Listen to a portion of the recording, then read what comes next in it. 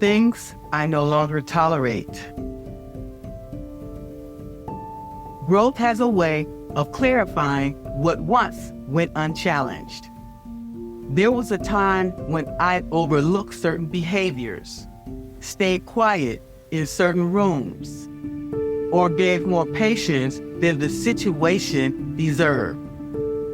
Not because it was right, but because I was still learning where my standards needed to stand. Over time, clarity replaces tolerance. I no longer tolerate environments where integrity is optional. I no longer tolerate silence when truth needs to be spoken. I no longer tolerate relationships that operate without mutual respect. Not out of arrogance, but out of responsibility.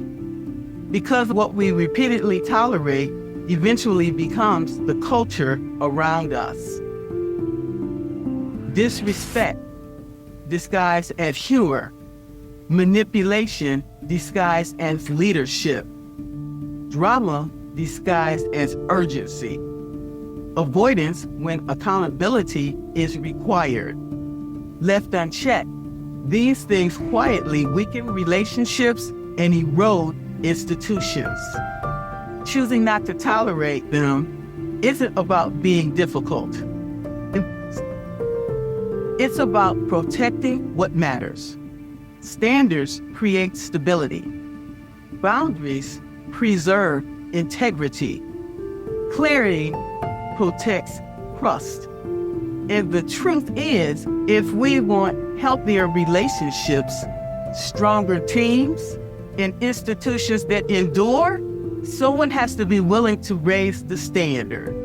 For me, this is no longer about preference. It's about stewardship of my time, my values, and the environments I help to shape. Growth doesn't just add things to your life, it also teaches you what you will no longer carry.